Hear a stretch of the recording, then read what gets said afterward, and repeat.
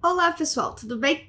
Eu sou a professora Alicia Pilger, de Literatura do Federal Online, e hoje eu estou aqui para anunciar, como eu acho que você já percebeu, um mini curso sobre ele, o livro das Semelhanças, de Ana Martins Marques, que está no edital da Federal do Paraná de 2022 para 2023. Como é que vai funcionar esse mini curso? Serão 5 episódios, cada um com uma temática, considerando as 4 partes do livro, assim como com uma seleção de poemas distinto para nós lermos e comentarmos, certo?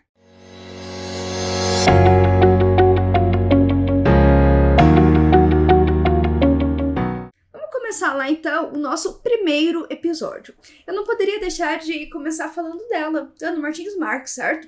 Que é uma poeta mineira contemporânea, ela é muito jovem, nasceu em 1977 e ela iniciou na literatura por meio dos estudos da pesquisa. Ela é formada em letras, fez um mestrado, fez doutorado também nos estudos literários na Universidade Federal de Minas Gerais, o seu estado, e a pesquisa dela é muito interessante. No mestrado, ela pesquisou a obra do João Gilberto Noll, um escritor gaúcho, e no doutorado, ela fez uma pesquisa sobre a relação da fotografia com a literatura contemporânea. Na escrita, na poesia, em publicações em livro, ela começou em 2009 com o seu livro A Vida Submarina, que foi publicado pela editora independente Scriptum, que é uma editora mineira para novos talentos. O seu segundo livro, que é Da Arte das Armadilhas, publicado em 2011, foi premiado com nada mais, nada menos do que o prêmio Afonso de Guimarães da Biblioteca Nacional.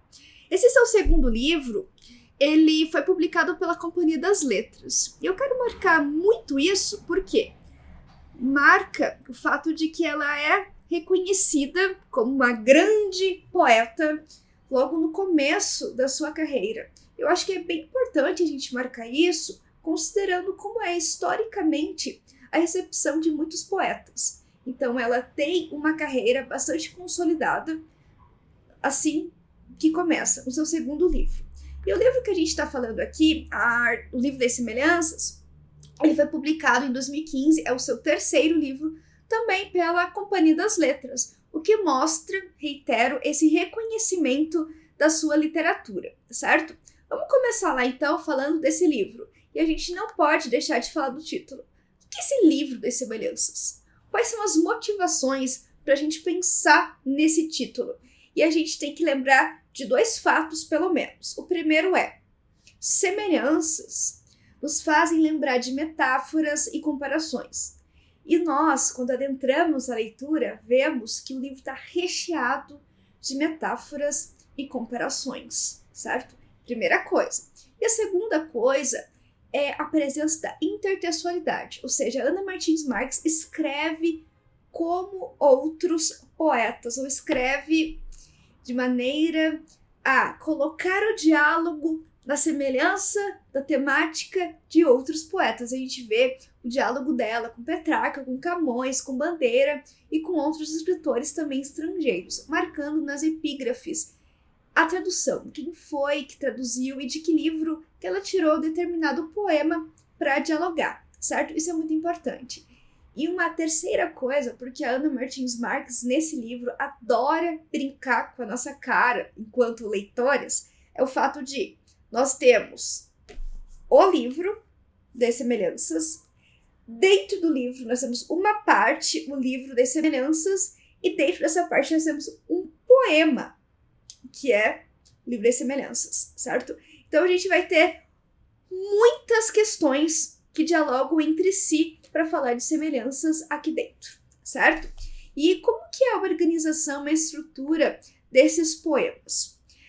Considerando que ela é uma poeta contemporânea e ela dialoga com a escrita do seu tempo, a gente consegue perceber muito a presença de verso livre, ou seja, não tem essa presença da métrica bem quadradinha, como a gente vê nos outros estilos da historiografia literária, certo?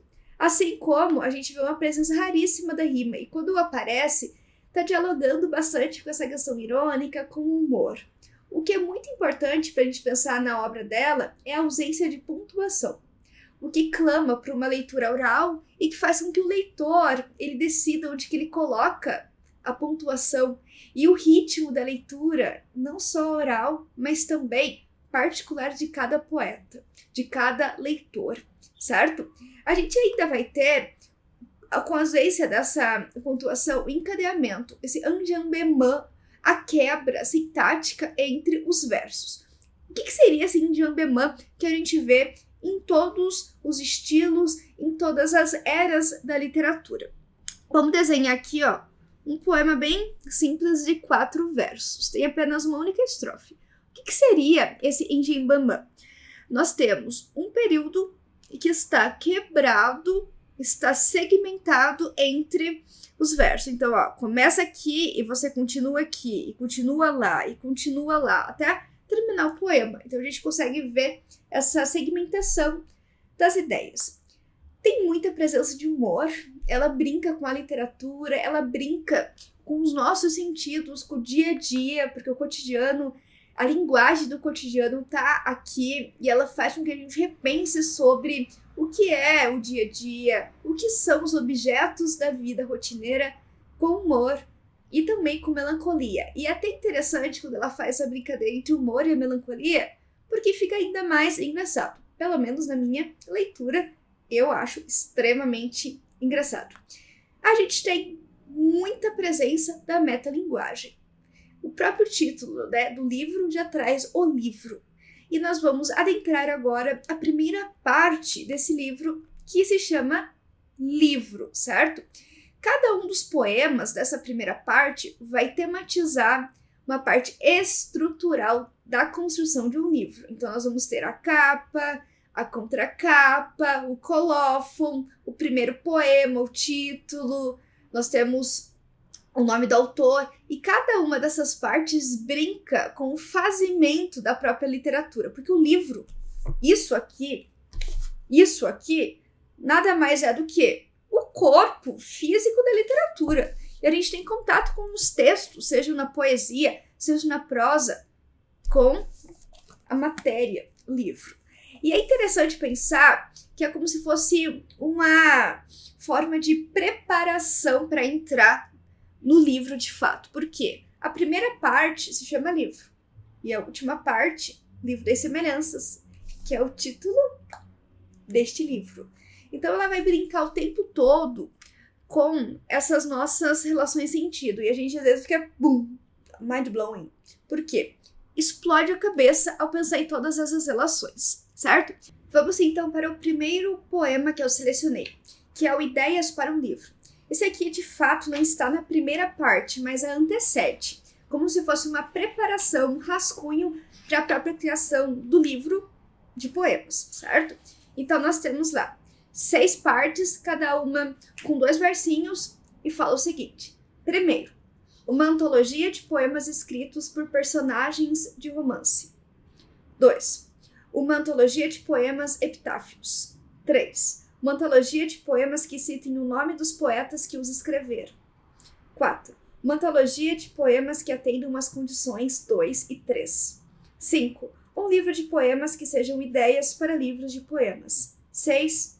Este livro de poemas.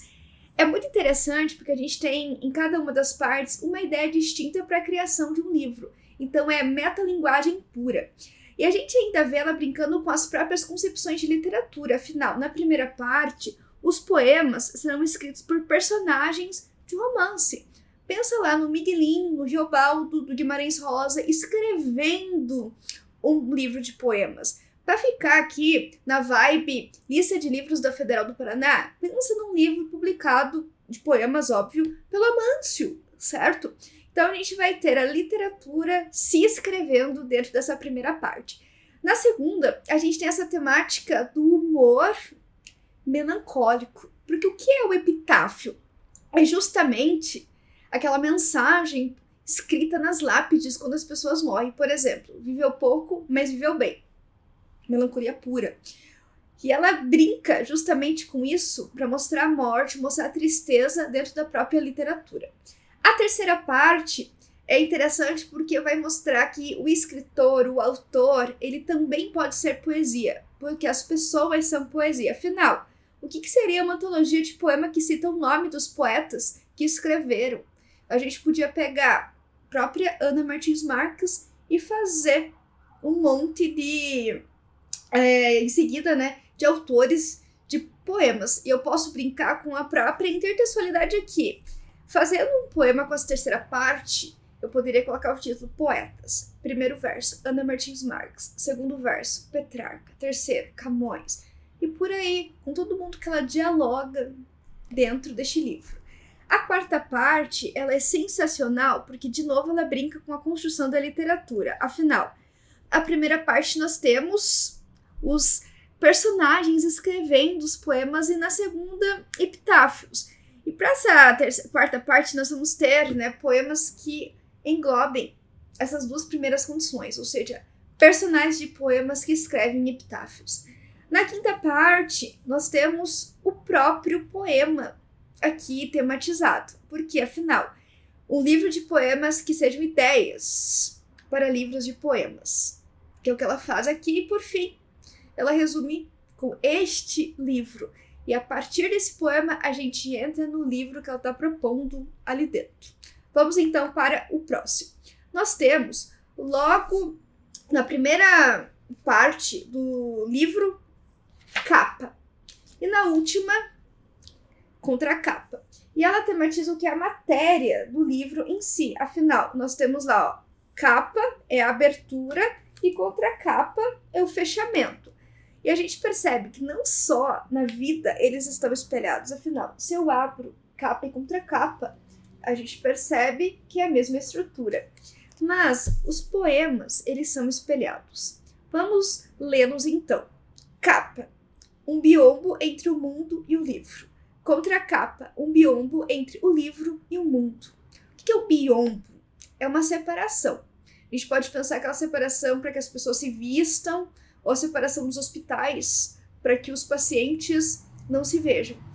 Ou seja, a capa e a contracapa são separações entre o quê?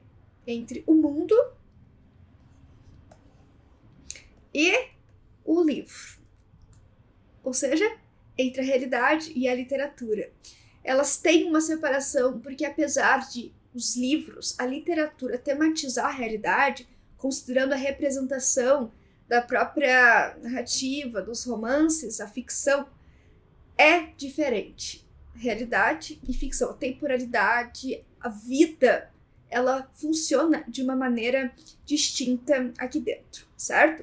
Vamos então agora para o primeiro poema, que é logo em seguida da capa.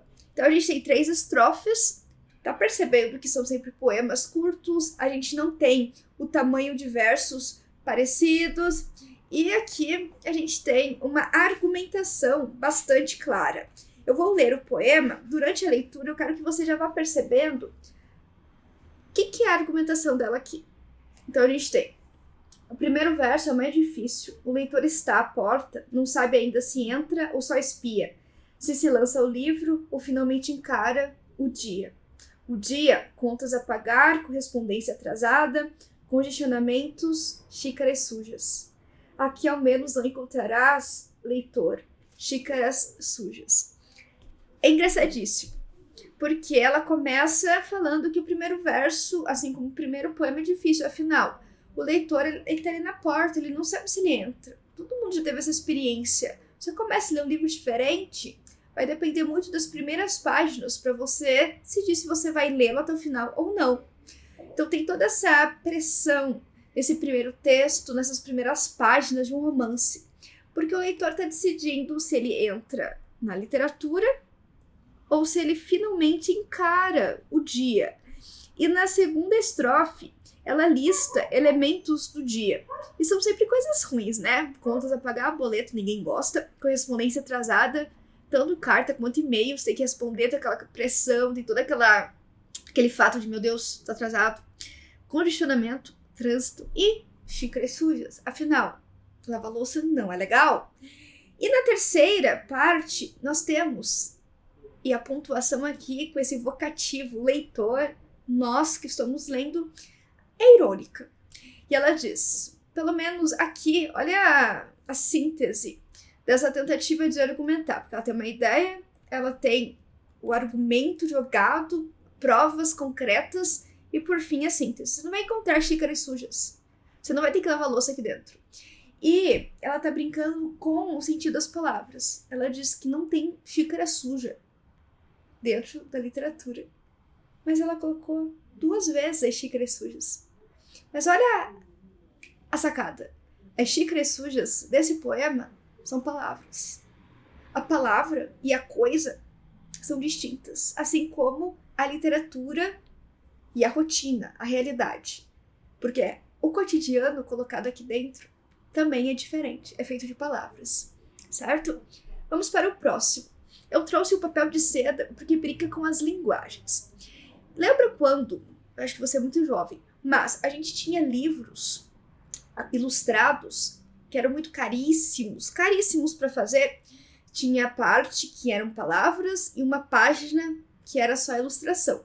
Para que a qualidade do texto escrito não fosse apagada ou dificultada na leitura por causa da tinta da imagem, eles colocavam papel de seda. Então a gente tinha uma separação bem tênue entre a palavra e a imagem. E ela vai brincar justamente com isso aqui. Olha lá, ó. Papel de seda. Houve um tempo em que se usava nos livros papel de seda para separar as palavras e as imagens. Receavam, talvez, que as palavras pudessem ser tomadas pelos desenhos, que era. Receavam, talvez, que os desenhos pudessem ser entendidos como as palavras, que eram. Receavam a comunhão universal dos traços. Receavam que as palavras e as imagens não fossem vistas como rivais, que são, mas como iguais, que são. Receavam atrito entre texto e ilustração. Receavam que lêssemos tudo, os sulcos no papel e as pregas às saias das mocinhas retratadas, as linhas da paisagem e o contorno das casas. Eu receava rasgar o papel de seda, erótico como roupa íntima. Nós temos aproximação do que é a imagem e do que é a palavra. São 2 linguagens distintas e que são aproximadas e distanciadas ao mesmo tempo no poema. Olha esse tipo de construção aqui, ó. Receavam, né, que as palavras pudessem ser tomadas pelos desenhos que eram, porque a palavra, ela é uma imagem. Essa é a ideia, certo? E receavam que os desenhos pudessem ser entendidos como as palavras que eram. As imagens também são palavras, no sentido de são textos que nós podemos ler. Imagens, assim como lemos palavras. Só que é claro que com uma metodologia diferente. E logo em seguida nós temos ali, ó, as imagens e as palavras, elas são rivais, mas elas também são iguais. Elas são aproximadas na sua diferença. Cada uma tem um traço, uma é um traço que forma uma letra, outra é o traço que forma um desenho. As 2 podem ser lidas de formas diferentes e podem ser aproximadas. O que o poema brinca? Que aquele papel de seda estava separando coisas que são iguais e que fazem uma comunhão de traços. Porque eu posso escrever uma letra e, ao mesmo tempo, eu posso brincar com um desenho, fazer uma carinha aqui, ó, dessa letra. Não tá separado, certo? Logo pro finalzinho, a gente vai ter um índice remissivo, que é justamente o índice no final do livro, que nós temos as palavras e as páginas que são encontradas as palavras no livro, né? Então nós vamos ter, por exemplo, aqui, ó, abismo, 41 e 52. Barco, 74. Beijo, 63, 77, 96, 107. Então, uma sequência de outras palavras até que a gente chega no final. E todas as pequenas coisas entre as palavras que não se encontram nos índices. Ou seja, o silêncio não tem como ser encontrado no índice remissivo, assim como a entrelinha. As palavras que nós, leitores, preenchemos durante a leitura os espaços vazios do poema. Ou as palavras que uma palavra em si faz com que a gente relacione com o mundo e com os sentidos. E é interessante esse índice remissivo, porque de fato, se você pega a palavra abismo e abre na página 41, nós vamos ter ali, ó, o poema que diz o seguinte: rasguei um pedaço do mapa de modo que o Grand Canyon continua na minha mesa de trabalho, onde o mapa repousa. Desde então, minha mesa de trabalho termina subitamente num abismo. Ela faz um índice remissivo do próprio livro com as palavras utilizadas em seus poemas, o que mostra como que ela está brincando com a metalinguagem e com a própria construção dessas palavras, que podem ter um sentido extremamente poético, assim como podem ter um sentido factual em uma lista. E essas listas aqui, nesse poema, brincam justamente com a construção da poesia dela. O que a gente tem na poesia dela? Tem abismo, tem barco, tem beijo, tem cão, casa, coração. E olha que interessante aqui, uma rima perdida, que quando a gente lê cão, casa, coração, a gente consegue pensar em muitos sentidos que aproximam essas duas palavras, inclusive dentro da poesia dela. Desejo, faca, festa, laranja, língua, lugar, mão, mar, memória, noite, praia, pressa, relógio, rua, rumor, sereia, sexo, silêncio, táxi, teatro, tempo, verão, vestido e vulcão. E eu quero chamar atenção para as palavras que mais aparecem. O tempo, e a gente já falou que a temporalidade da poesia e da vida é distinta porque o tempo funciona de uma maneira diferente, a ponto de, a gente pode deixar bem claro, a poesia, o livro em si, como a materialidade de um buraco negro. Você entra uma lógica outra. Uma casa que figura o cotidiano, assim como a mão e o mar, que são repetidos recorrentemente aqui. E vamos então para o último poema de hoje, que se chama Último Poema. Agora deixa o livro, volta os olhos para a janela, a cidade, a rua, o chão, o corpo mais próximo, tuas próprias mãos. Aí também se lê. Se o primeiro poema pedia que o leitor entrasse na literatura porque ali não havia xícaras sujas, aqui ele fala: deixa o livro. Volta os seus olhos para o cotidiano, para a janela, para a cidade, para a rua, até mesmo para o chão. O corpo mais próximo e as tuas próprias mãos. Aí também se lê. Ou seja, tudo é texto, tudo pode ser lido. E a gente pode até aproximar esse poema de um conceito maravilhoso criado pelo Paulo Freire, que é a palavra mundo. Ele escreve juntinho assim, ó. Palavra, hífen, mundo. O que significa a palavra mundo para ele? Como que a gente precisa aprender a ler a vida, as coisas, antes de aprender a ler palavras. E ela brinca justamente com isso aqui, ó. O livro dá para ser lido.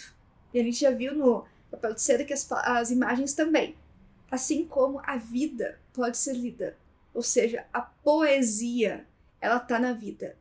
Em uma lógica diferente, mas ela tá presente. Certo? Então esse foi, gente, o nosso primeiro episódio do minicurso sobre o livro das semelhanças. Espero que você tenha gostado, deixe sua curtida, se inscreva no canal e a gente se vê no nosso próximo episódio. Tchau, tchau!